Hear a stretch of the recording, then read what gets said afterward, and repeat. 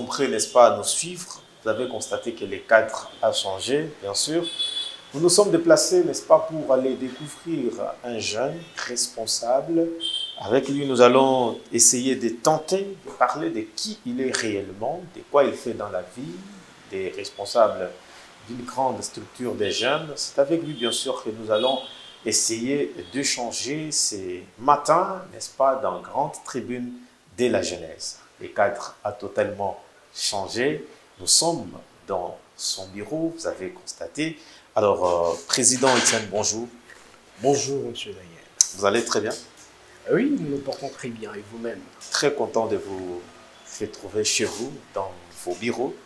C'est pour nous un honneur. Après plusieurs reports, voilà, aujourd'hui, nous sommes venus vous chercher pour découvrir, ensemble avec tous ces téléspectateurs et internautes de cette magazine, ces magazines plutôt de Congo Best Télévision. Président, sentez-vous à l'aise?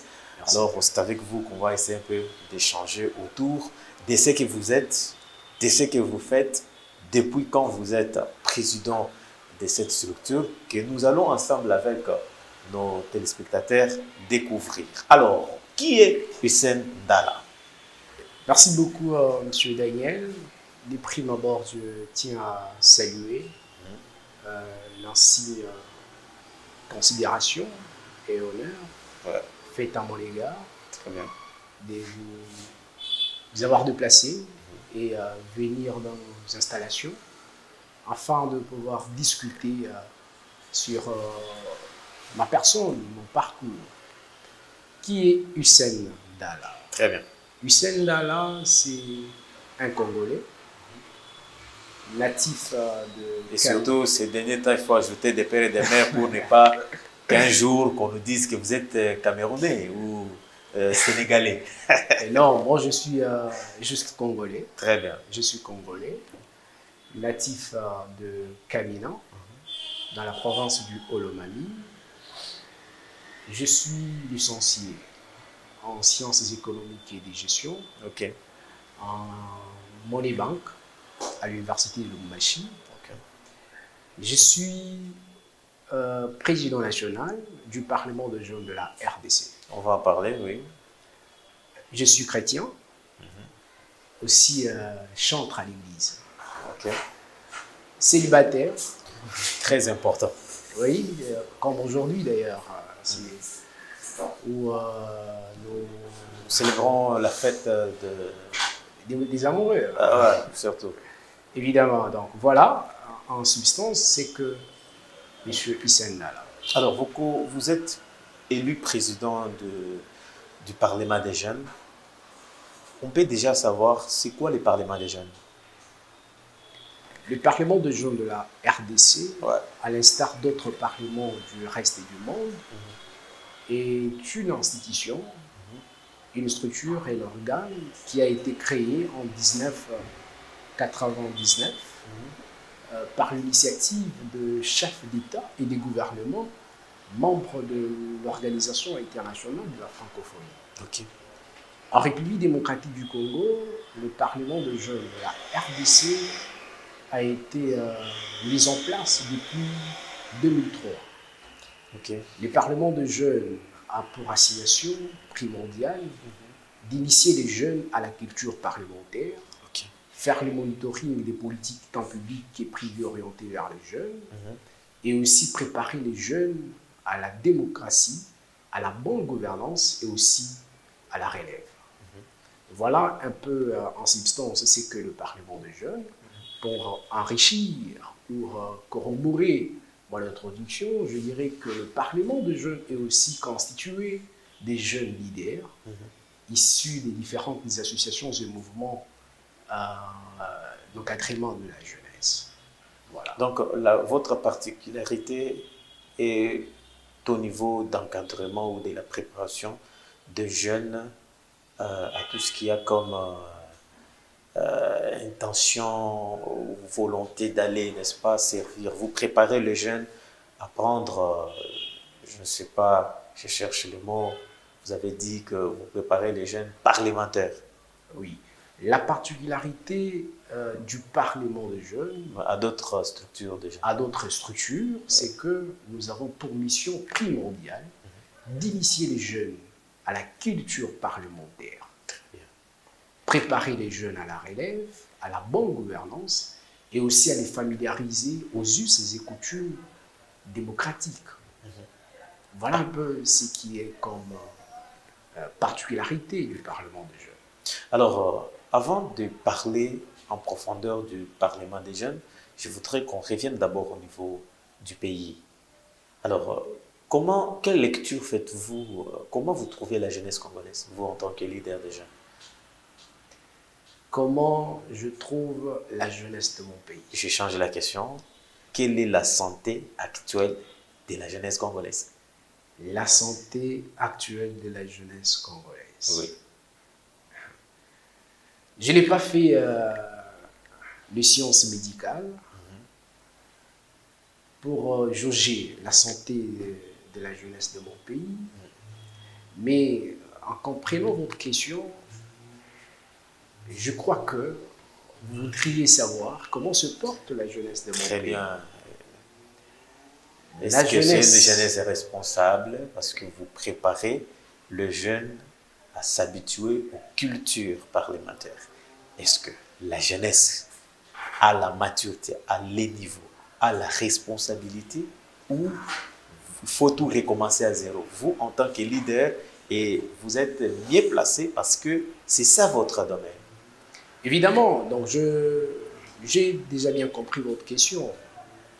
Quand on parle de savoir comment se porte la jeunesse du pays, comment est la santé de la jeunesse de mon pays, Ouais. c'est une question, c'est une problématique avec beaucoup de réponses à pouvoir fournir. Il y a beaucoup d'enjeux et il y a beaucoup d'éléments qui entrent en jeu quand on veut comprendre comment est la jeunesse de mon pays. Bon, je dirais que en grande partie, la jeunesse de mon pays, Ça porte bien. dire qu'elle se porte très bien, C'est exagéré. je pourrais être considéré de ces jeunes-là turiféraires ou un jeune qui est en train de vouloir masquer la réalité de la jeunesse de mon pays. En grande partie, la jeunesse de mon pays est caractérisée par la misère, Très bien. le chômage, donc le manque d'emploi et beaucoup de mots. Donc, si la jeunesse, la grande partie, la grande majorité de mon pays, de la jeunesse de mon pays, croupissent dans la misère, quand on parle de la misère, avec cet aspect de manque d'emploi, et donc on dirait que la jeunesse ne se porte pas très bien. À qui incombe la responsabilité selon vous? C'est la jeunesse ou à qui la faute? Eh bien, la faute, je ne sais pas à qui cette faute incombe, non? Et je crois que c'est un élément qui Manque d'encadrement ou il n'y a pas la notion d'entrepreneuriat ou à quoi se situe le problème? Moi, j'aimerais répondre en ce sens. Ouais. Quand on veut savoir à qui incombe cette responsabilité, de prime abord, la responsabilité revient à la jeunesse elle-même. Très bien. Pourquoi? Parce que la jeunesse ne parvient pas à prendre conscience de qui elle est réellement. Vous voyez? Lorsque vous croupissez dans une misère, donc vous devez de prime abord, vous devez d'abord comprendre et prendre conscience qu'est-ce qui fait que je puisse vivre dans cet état. Vous comprenez un peu? Et donc, la grande responsabilité incombe à la jeunesse. Pourquoi? Parce qu'elle ne parvient pas à prendre conscience. Parce que si elle prenait conscience de ce qu'elle est, je crois qu'elle pourra être à même à résoudre tous les maux qui l'arrangent. Alors, vous avez parlé que la responsabilité incombe totalement à la jeunesse. Je ne parle pas d'une responsabilité totale qui... Les restes incombent à qui? À nos parents, nos professeurs, nos leaders religieux qui ne nous ont pas enseigné. À qui incombe là? Si la grande partie est relativement liée à la jeunesse. Alors, les restes, les 30% incombent à qui? Ou bien les 70%? Je n'ai pas dit que 70% incombe à la jeunesse. Il faut réitérer ou reproduire ce qui vient réellement de moi. Très bien. Reproduire en fait mes mots. Ok. Je dis la grande partie incombe à la jeunesse de mon pays. En termes de pourcentage, on prend 50%? Donc quand on parle de la majorité, donc c'est pas 50%. On parle donc 100%. Je n'ai pas dit 100%. Non, une grande partie. Ok. Une grande partie incombe à la jeunesse de mon pays dans le sens où elle ne parvient pas à prendre conscience. Pourquoi vouloir responsabiliser les autres, entre autres le parent, le leader religieux, politique même? Politique, non. Tout doit commencer par soi-même. Donc il faut d'abord être responsable. Ok? Savoir ce que vous pouvez faire pour mettre terme à ce que vous vivez. Et raison pour laquelle je dis que la grande partie de cette responsabilité incombe à la jeunesse elle-même. Voyez-vous, je suis jeune, et je n'ai pas d'emploi. J'ai fini les études et je n'ai pas d'emploi. Dois-je croiser les bras pour que les parents qui m'ont élevé, m'ont fait instruire, puissent venir me donner de l'emploi? Ou continuer à attendre que le gouvernement me donne de l'emploi? Non. Et cette problématique de chômage, je dois souligner un élément très important et faire comprendre à l'opinion publique qui est en train de nous suivre, c'est que ça fait partie du cadrage macroéconomique ou les carrés magiques des Nicolas Cardor, dans le sens où pour arriver à équilibrer ces carrés magiques, il y a plusieurs éléments et ce n'est pas une mince affaire. Même aux États-Unis, dans des pays développés, il y a toujours un taux du chômage. Donc le chômage n'a jamais été à 0% dans tous les pays du monde. Donc dans chaque pays, il y a un taux du chômage. Vous voyez? Alors, pour dire que le gouvernement ou l'État, le gouvernement de manière générale, ne peut pas à 100% donner de l'emploi à la jeunesse. Alors, si les jeunes continuaient à attendre que le gouvernement, donc croiser les bras et attendre que le gouvernement puisse leur donner de l'emploi, je crois que comment je peux appeler ça? Donc c'est une attente éternelle. Et donc c'est quelque chose de très grave, Pourquoi? Parce que ça ne pourra pas être possible. Alors, j'étais en train de dire que les jeunes sont responsables d'une part parce qu'ils ne doivent pas continuer à attendre que quelqu'un puisse les aider, mais eux-mêmes parvenir à trouver des solutions. Voilà. Alors, vous avez soulevé un point très important qui est la grande majorité ou la grande partie ne doit pas incomber à la jeunesse. Maintenant, moi, je voudrais avant de passer bien sûr... La grande partie incombe à la jeunesse elle-même, dans le sens où elle n'a pas encore pris conscience. Parce que si les jeunes parvenaient à prendre conscience, les jeunes ne vont pas croupir dans la misère. Ils vont créer eux-mêmes l'emploi. Qu'est-ce qu'il faut pour que les jeunes prennent conscience? Ce qu'il va falloir faire pour que les jeunes prennent conscience. Il y a quand même les droits et les devoirs. Évidemment. Avant de vouloir réclamer ces droits, vous devez être à même à remplir vos devoirs. Vous voyez? Pour le chrétien, on a toujours dit qu'avant de vouloir pointer du doigt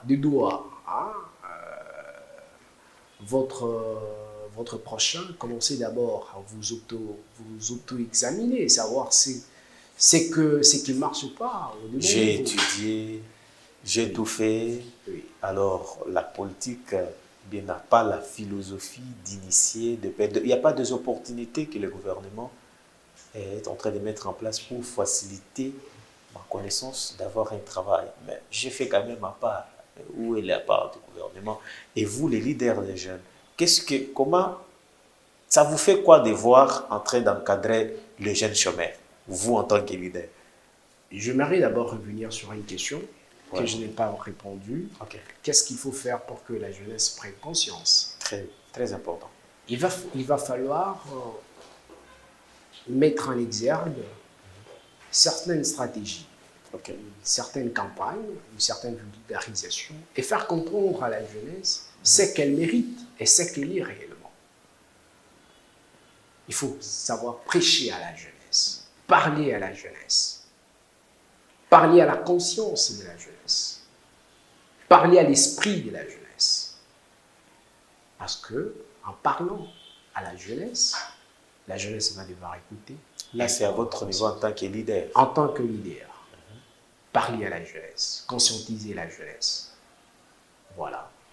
Et vous voulez savoir qu'est-ce que nous fait d'encadrer une jeunesse? Est-ce que ça vous fait quoi, vous en tant que leader? Vous avez des jeunes qui vous encadrent, mais qui n'ont pas le travail, qui n'ont pas l'idée d'entrepreneur. Ok. C'est quelque chose de très pertinent. Pour ajouter à la question, parce que ça vient, je suis venu vous chercher jusqu'ici parce que j'en avais beaucoup. J'aurais aussi voulu. Et comment les jeunes peuvent réclamer leurs droits? D'abord, comment ça vous fait, vous en tant que leader des jeunes, d'encadrer la jeunesse où la grande majorité, je parle des jeunes, n'ont pas de travail. Ça vous fait quoi et quelles sont les actions à mener pour que les jeunes aient puissent recouvrir leurs droits? D'accord. J'étais en train de me focaliser sur un point. Très bien. Okay. Quand vous m'avez posé la question sur la santé de la jeunesse, très médiocre, le pourcentage est moins, je suis focalisé d'abord sur un aspect, c'était vouloir descripter le vrai problème de la jeunesse. Le vrai problème ou la responsabilité de la jeunesse d'abord. Raison pour laquelle je parlais sur la conscientisation de la jeunesse. La jeunesse doit comprendre, doit prendre conscience, faire un effort en tant que jeune, ne pas entendre le gouvernement ou d'autres personnes à pouvoir le prêter main forte pour résoudre ces problèmes. Donc, la jeunesse doit s'auto-prendre en charge pour remédier à ces problèmes. Ça, c'est une part de responsabilité sur la santé actuelle de la jeunesse. Toujours à ce niveau-là, Président Hussein, je voudrais que vous précisez de quelle jeunesse parlez-vous? Oui. De quelle jeunesse je suis en train de parler? Parce qu'il y a beaucoup de jeunes, il y a ceux qui ont quand même étudié, et ceux qui me suivent à Maluku, et ceux qui nous suivent, il y a des jeunes partout. Alors, de quel niveau des jeunes vous parlez? Parce que vous parlez beaucoup plus, on dirait, vous êtes devant un auditoire rempli des intellectuels, mais il ne faut pas oublier qu'il y a des gens qui, par manque de parents, n'ont pas eu l'accès. Alors, j'aimerais qu'on descende un peu. Évidemment. Ouais. Je me focalisais sur une frange de la jeunesse. La jeunesse qu'on peut aujourd'hui qualifier d'une jeunesse scientifique, intellectuelle. Lorsqu'elle finit ses études, elle continue à apprendre, qu'on puisse faire tout pour elle. Pour une autre frange de la jeunesse qui a eu du mal à passer au banc de l'école, indépendant de leur volonté, ce qui revient même de l'obligation de l'État, qui revient à l'obligation de l'État à pouvoir faire en sorte que son peuple puisse être instruit. Alors, les jeunes là, qui n'ont pas pu étudier, indépendamment ou dépendamment de leur volonté, ils ont aussi une part de responsabilité et ils n'ont pas aussi une part de responsabilité. Donc, je voudrais que vous puissiez d'abord me laisser développer mon idée. Allez-y. Dans le sens où il y a, dans la part des responsabilités est partagée. La responsabilité est partagée. Il y a d'une part la jeunesse et d'autre part d'autres animateurs, entre autres le gouvernement, l'État. Ouais. J'étais en train de me focaliser sur la responsabilité de la jeunesse. C'est dans le sens de ne pas continuer à encourager la jeunesse à pleurnicharder, à pleurnicher. Et non. Il doit Donc être la responsable. Jeunesse doit être responsable. Donc vous appelez la jeunesse à la responsabilité. La jeunesse à la responsabilité. À la question de savoir, ça vous fait quoi quand les jeunes qui vous encadrent n'avancent pas, n'évoluent pas, sont manipulés, ça me fait mal. Vous en tant que leader. Ça me fait mal. Et vous en faites J'ai quoi? toujours eu larmes aux yeux quand je discute avec les jeunes qui n'ont pas d'emploi, qui ne savent pas quoi faire, qui passent en longueur de journée sans rien faire. Et voir des jeunes continuer à ne rien faire et qui aussi pleurnichent. Ça me fait trop mal. Ça me fait trop mal. Et qui se laissent manipuler. Alors, Président, je pense que nous avons bien compris avec nos chers téléspectateurs et internautes. Alors, quelle est la relation que vous avez avec d'autres structures au pays? La relation que nous avons avec d'autres... Êtes-vous en bon terme avec toutes les structures des jeunes au pays? Nous sommes en bon terme avec toutes les structures aujourd'hui des jeunes. Lors de ma prise de fonction à la tête du Parlement de jeunes, je y ai initié ou axé mon programme sur le renouvellement des relations, renouveler les relations diplomatiques, les relations des collaborations entre d'une part les institutions du pays ainsi que d'autres structures d'encadrement de la jeunesse. Et chose qui est en train d'être faite. Vous voyez? Alors je dirais aujourd'hui que le Parlement des jeunes est en bon terme avec toutes les organisations, toutes les structures. Le Parlement des jeunes étant une plateforme regorgeant des structures et structures des jeunes, ne peut pas se permettre aujourd'hui d'être en conflit avec les jeunes. Parce que le Parlement des jeunes plaide pour les jeunes. Comment être en conflit avec les gens que vous défendez? Très bien. Les gens pour qui vous parlez. Donc c'est absurde. Vous voyez? Donc on est en bon terme avec la jeunesse. Si vous pouvez nous citer un peu quelques structures que vous collaborez bien. Toutes les structures que vous connaissez. Par exemple. Toutes les structures que vous connaissez. Toutes les structures, bien évidemment. Peut-être ceux qui nous suivent ne savent même pas de quoi il s'agit. Il y a beaucoup de structures dans ces pays. Oui, par exemple. Il y a beaucoup de structures dans ces pays et vous devez comprendre. Les grandes plateformes qui réunissent. Le grande comme le petit. Structure, nous sommes en bon terme avec elles. Quelle est votre... Petite que grande. Quelle est la relation qu'a le Parlement des jeunes et le Conseil national de la jeunesse? Donc c'était par là que vous voulez non, chuter. Je vais citer beaucoup. Il y en a. Les relations entre le Parlement des jeunes et le Conseil national de la jeunesse sont au beau fixe aujourd'hui. Nos relations sont au beau fixe et on collabore. On est en parfaite collaboration aujourd'hui avec le Conseil national de la jeunesse, avec le bureau du Conseil. Au niveau, c'est un effort que je fournis pour remettre en ce que les relations continuent à être en bon terme avec nos amis du Conseil, le bureau du Conseil au niveau national, ainsi qu'au niveau provincial. Alors, comment avez-vous accueilli la suspension de M. William? Une leçon pour la jeunesse ou un acharnement politique imposé par les dirigeants en place? Monsieur Daniel Kambo, Très bien. j'espère que nous avons eu à parler sur la jeunesse de manière générale et ne pas vouloir individualiser le débat ou l'échange. Non, président, je dis ceci. Oui. Je dis comment avez-vous accueilli votre point de vue? Non, bon, pour répondre à votre question, c'est que de prime abord, je ne peux jamais encourager tout ce qui est mal.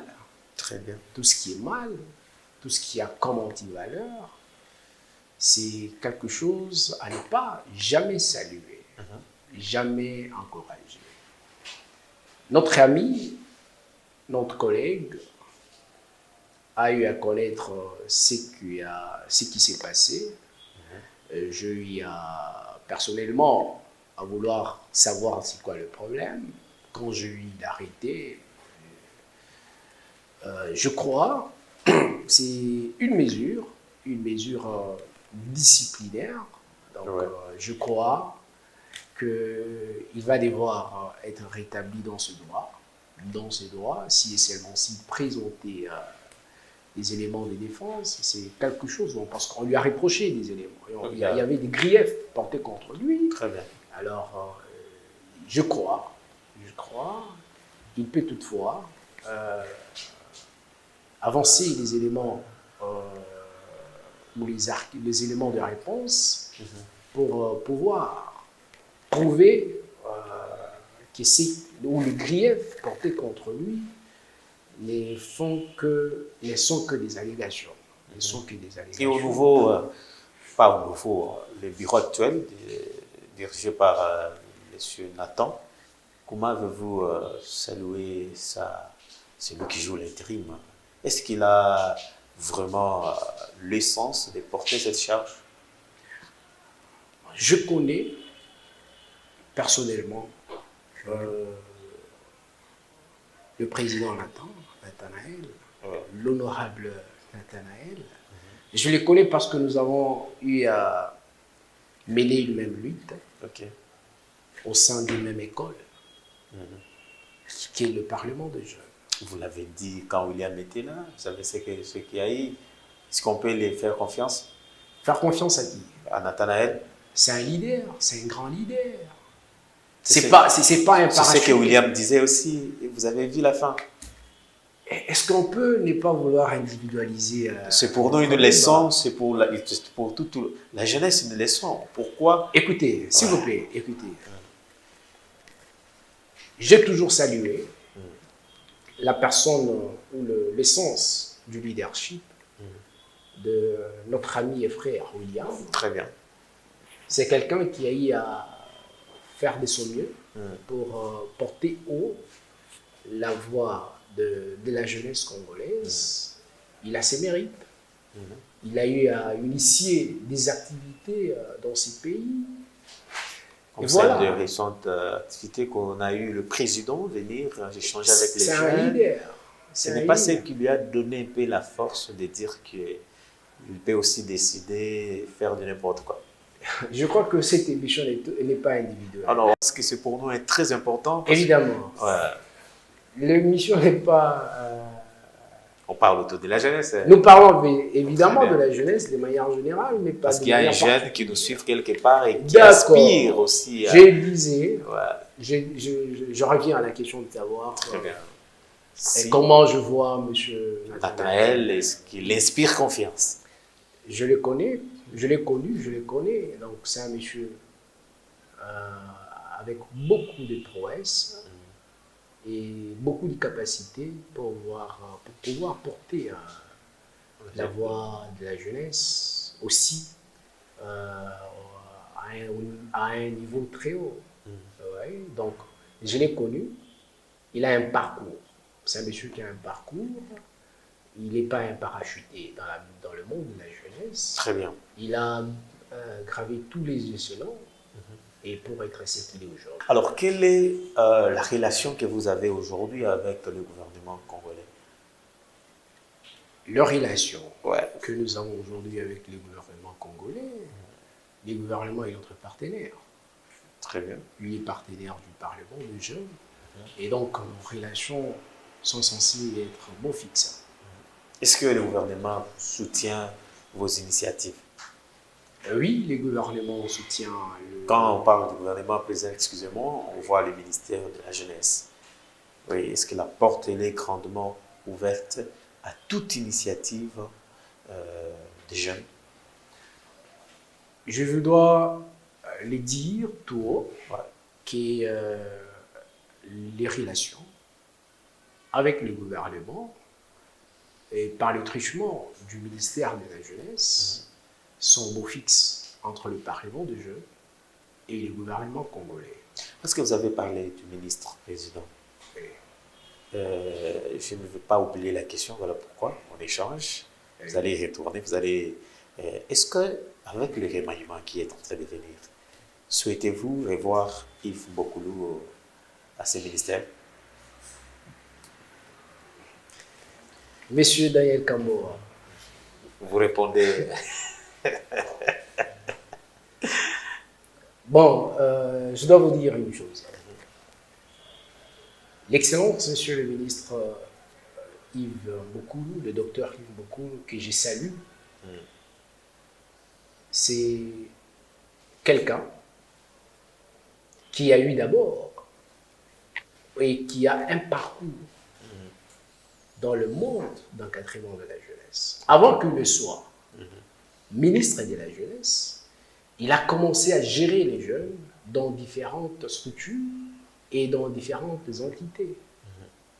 Ce n'est pas un parachuté, c'est un monsieur qui maîtrise bien la jeunesse de En notre termes pays. de bilan, il mérite encore.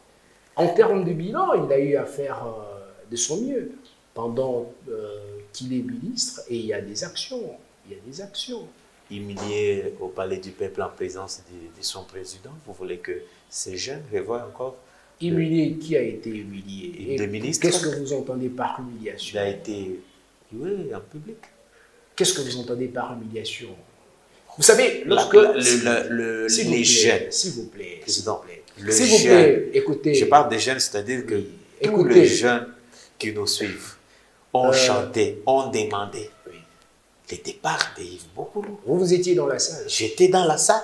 Eh Il y a bien. même des images, vous les voyez, les images en train de passer, Ok. Il y a une frange de la jeunesse. qui demandent le départ du ministre. Une frange. Nous sommes en démocratie. Et vous devez retenir une chose, vous ne serez jamais apprécié par tout le monde. Bon, répondez-nous, il mérite. Écoutez, s'il vous plaît, nous sommes en démocratie. Et dans la vie, quoi que vous faites des bonnes choses, des bonnes actions, vous serez toujours critiqué. Et personne, et vous ne serez jamais applaudi à l'unanimité. Non. Alors, il y a une frange de la jeunesse qui a cru Qui ne fait rien depuis l'année, depuis pratiquement moi, personnellement, année. je leur concède leur appréciation ou leur façon de voir ou d'analyser la gestion du ministre. On est en démocratie, chacun est libre d'exprimer ses opinions et ses avis. C'est en démocratie. Il ne soutient pas les jeunes. Non, qui vous a dit qu'il ne soutient pas les Parce que nous n'avons vu aucune activité organisée par ces ministres. Alors, Sinon, écoutez, être invité dans des manifestations des jeunes, c'est ça. écoutez. Est-ce que vous avez eu le temps, ok, d'effleurer le parcours ou la gestion du ministre? Vous pouvez vous inciter, président, peut-être moi et les Écoutez, jeunes, on ne donc, connaît s'il pas. vous plaît, mettez-moi dans certaines choses dans lesquelles je voudrais pas entrer. Non. De prime abord, écoutez, je Président, ne suis pas politique, ça c'est la première des choses. Je ne suis pas politique. Bien sûr. Je suis On parle de la relation que vous avez avec le... Revenons sur ce qui est important. La relation. La relation entre nous, Parlement des jeunes, Et le ministère de la Jeunesse, c'est son mot fixe. Il soutient vos actions? Oui, le ministre soutient nos actions et je voudrais par ici saluer l'effort consenti par l'excellence, monsieur le ministre, le docteur Yves Boukou, qui a eu à faire de son mieux pour qu'aujourd'hui le Parlement de jeunes puisse être aligné. Ok, voilà, ok, à titre des subventions. Donc c'est un effort à encourager.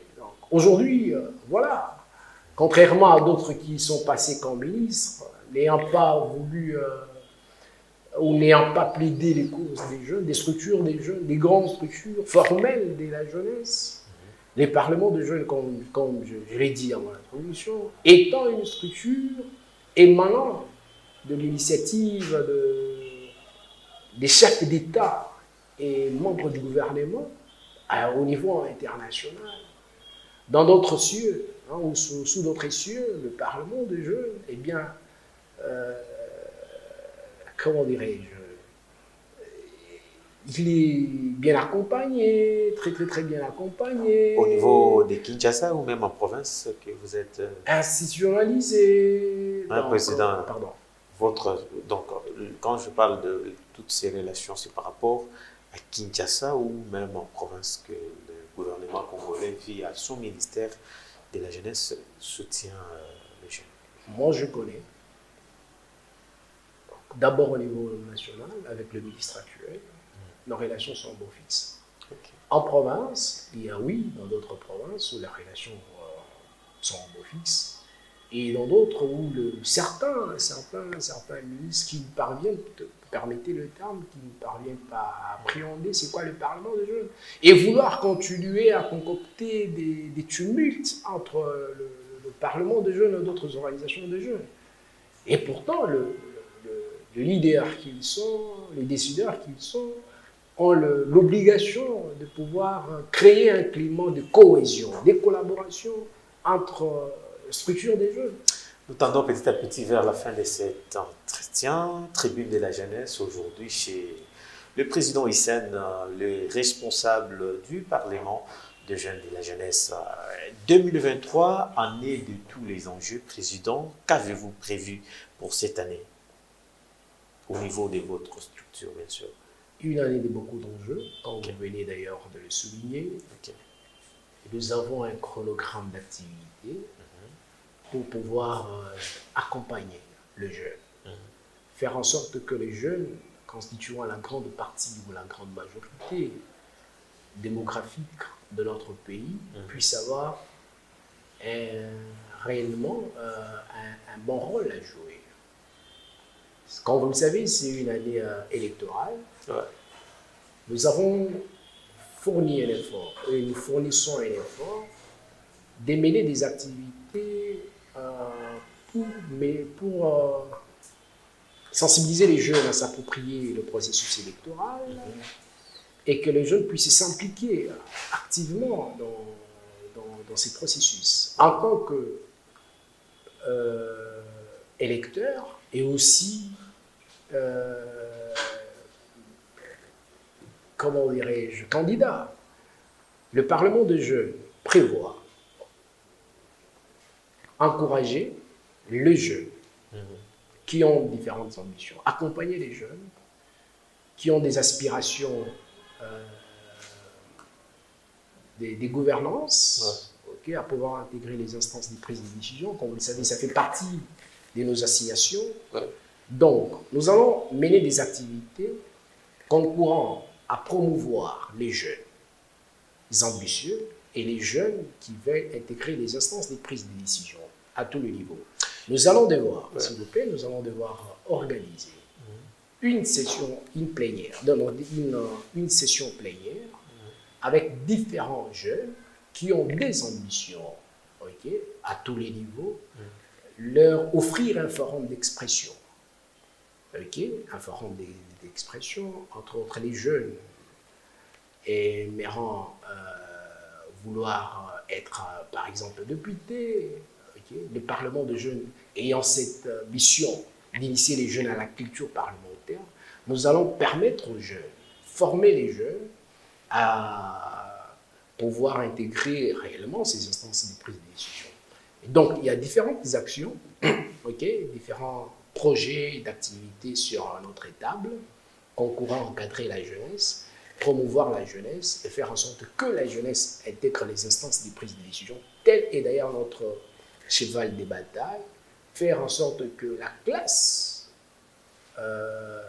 politique de notre pays soit en majorité constituée par les jeunes. Donc, nous militons pour l'alternance générationnelle, faire en sorte qu'il y ait un rajeunissement de la classe politique. C'est un travail d'arrache-pied que nous allons devoir mener parce que les jeunes doivent réellement intégrer les instances de prise de décision, être des décideurs. Et lorsqu'ils sont décideurs, ils savent ce qui ronge la jeunesse, ils vont décider, ils vont trouver des solutions pour les jeunes. Les jeunes souffrent dans ces pays et les jeunes doivent intégrer les instances de prise de décision, décider et résoudre leurs problèmes. Très bien, ça demande beaucoup de moyens, toutes ces activités et cérémonies. Président, est-ce que vous pensez à terme des chiffres pour la réussite de toutes ces activités, parce que nous ne voulons pas que ce soit des lettres ou des initiatives ou chapelets des bonnes intentions comme les politiciens aiment les dire. Est-ce que vous êtes vraiment préparé conséquemment par rapport à tout ça? Ou vous pouvez lancer des messages pour ceux qui veulent bien sûr venir mettre la main à la pâte? Comme vous le savez, la tâche est énorme. Très bien. Et nous avons besoin d'un accompagnement des uns et des autres pour pouvoir réaliser ces différents projets, ces différentes activités. À l'occurrence, les gouvernements de la République, que nous avons d'ailleurs salué parce que les gouvernements ont manifesté la volonté de pouvoir nous accompagner. Eh bien, le gouvernement ne suffit pas. Alors nous aimerions lancer un appel à toutes les personnes de bonne foi, de bonne volonté, de vouloir nous accompagner, et que cet accompagnement soit un accompagnement noble. Très bien. Nous tendons petit à petit vers la fin. Président, vous avez dit qu'au cours de cette année, vous avez des activités de grande envergure, mais il y a une question qui se pose. C'est une année purement, essentiellement électorale, mais nous avons vu, entendu les discours du genre qui découragent les jeunes à s'enrôler. Selon vous, quel est le point de vue du Parlement des jeunes? Personnellement, je fustige certaines actions qui ne concourent pas au bien de la jeunesse que nous dirigeons aujourd'hui. Mais nous sommes en démocratie. Voilà aussi, nous sommes en démocratie. Mais en tant que jeune parlementaire, j'ai à lancer des messages de sensibilisation aux jeunes de pouvoir s'enrôler. Le fait de vous enrôler, vous enrôler, ça va faire en sorte que vous puissiez avoir aussi des candidats. Donc, participer à l'alternance générationnelle. Donc, à faire en sorte que les jeunes intègrent les instances de prise de décision. Donc, si nous voulons à ce que les jeunes puissent intégrer les instances de prise de décision, voilà le moment propice. Voilà le moment. Donc, c'est les élections. Et pour participer aux élections, il faut se faire enrôler. Alors, moi, je lance un message. D'ailleurs, je profite par ce canal de lancer un message. Un message à tous les jeunes, répandus sur l'ensemble du territoire national, et voire même à l'étranger, parce que cette fois-ci, il y a aussi nos frères qui sont dans la diaspora. Nos frères de la diaspora qui pourront aussi concourir ou intervenir dans ces processus électoraux. Je leur invite à pouvoir s'enrôler massivement. Ok. Alors, avant peut-être la dernière question, on parle un peu de la sécurité. Vous êtes leader des jeunes. Quelle est votre lecture par rapport à tout ce qui se passe à l'est de notre pays? Ça fait un temps, nous voulons voir ces meurtres, violences, tout ce qui a s'est terminé. Vous, en tant que leader des jeunes, quel est votre point de vue? Parce que nous avons vu des marches des jeunes par-ci par-là, le départ de la MONUSCO. Aujourd'hui, c'est la force régionale que la population de l'Est demande leur départ. Vous, en tant que leader des jeunes, quel est votre point de vue quant à ça? Et je rappelle que ce samedi, il y a encore une marche prévue ici à Kinshasa par des structures des jeunes pour exiger le départ total de cette force régionale qui a manifesté officiellement son inaction. Il n'est pas sur terrain, il est là pour observer, il est trop dans l'observation qu'à la défense ou à l'offensive. Par rapport à l'insécurité à l'est de notre pays, nous ne devons pas nous voiler les faces. Le Congo est agressé aujourd'hui. Le peuple congolais, en général, est agressé et connaît l'insécurité. Une insécurité lui imposée, lui imposée par différents pays. À titre exemplatif, le Rwanda.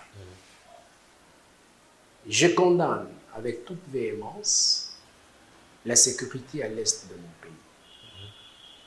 Et par ce canal, je m'aimerais interpeller la force régionale de l'EAC qui a une mission offensive. Très bien.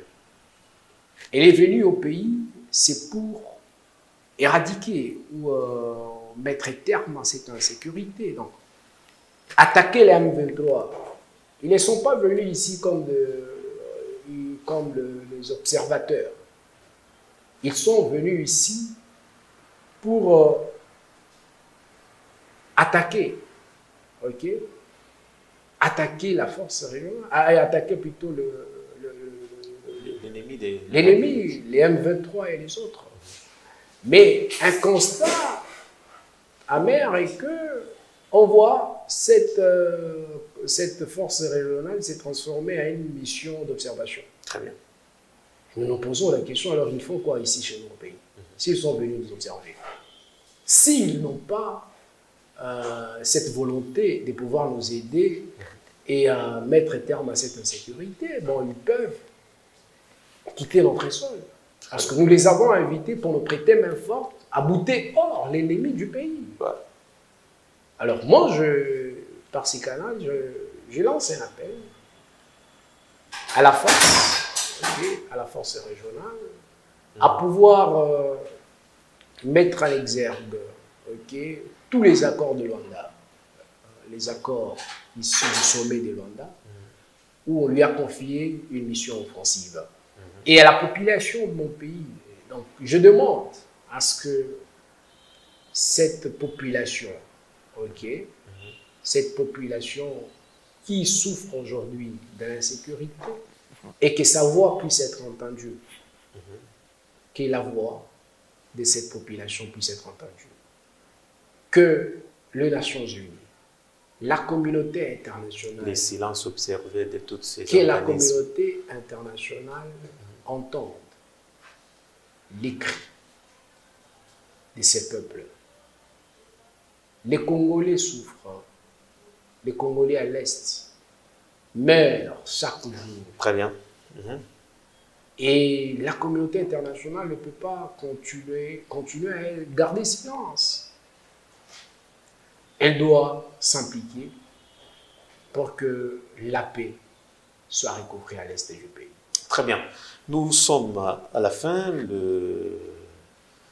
L'avenir de ces pays où le fardeau de ces grands et beaux pays repose sur vous, les responsables des jeunes, et sur la jeunesse elle-même.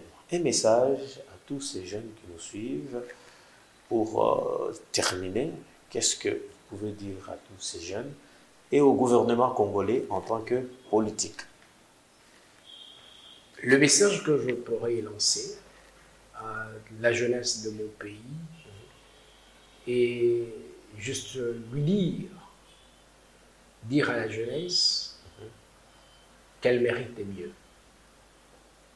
Elle a un mot à placer dans ces pays et elle peut se décider pour son avenir et pour son bien-être. La jeunesse étant une forte ou une force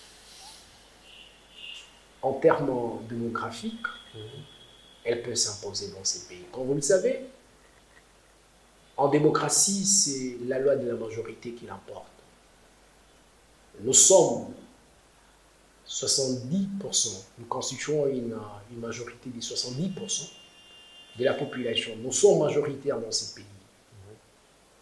Nous avons le droit de nous faire entendre et nous avons le droit de faire en sorte que nos desiderata soient pris en charge, soient pris en compte. Très chers jeunes, nous voici arrivés à une année de beaucoup d'enjeux où vous avez un grand rôle, vous avez un très grand rôle à jouer. C'est maintenant ou jamais où vous devez vous décider, où vous devez changer les choses. Comment changer les choses? Allez vous faire un relais, participer au processus électoral. En tant qu'électeur, en tant qu'aussi candidat, lorsque vous allez devoir postuler, les jeunes étant majoritaires vont devoir vous accompagner. Et quand les jeunes vont devoir vous accompagner, vous qui connaissez les souffrances des jeunes, vous serez à même de résoudre le problème des jeunes. Voilà. Au gouvernement, vraiment? Au gouvernement de mon pays, qui a le devoir sacré de répondre aux desiderata de la population de manière générale et en particulier de la jeunesse, de faire sa partition. Les dirigeants sont les serviteurs. Lorsque vous êtes une autorité, vous êtes un chef, croyez-moi que vous avez une mission de servir. Vous êtes là au service du peuple. Le peuple vous a mandaté. Le peuple pour qui vous êtes là vous exige de répondre à ces desiderata. Faites en sorte que vous puissiez remplir scrupuleusement vos devoirs en tant qu'État, mettre fin à l'insécurité, mettre fin au chômage, mettre fin à tous ces maux qui gangrènent ou qui rongent la population du pays de manière générale et la jeunesse en particulier. Voilà. C'est un honneur. Merci, cher président Hassan Ndala, pour avoir accepté que nous puissions, n'est-ce pas, nous déplacer jusqu'ici pour avoir toutes ces réponses. C'est pour nous un plaisir et un honneur. Merci à tous les jeunes du Parlement des jeunes. Merci à tous les jeunes de mon pays, la RDC. Merci à la grande équipe qui m'accompagne, Jacob, Kim et toute son équipe. Homo, merci à toutes ces personnes qui font à ce que cette émission soit ce qu'elle est aujourd'hui. Les rendez-vous est pris pour le numéro prochain. Mesdames et messieurs, merci et au revoir.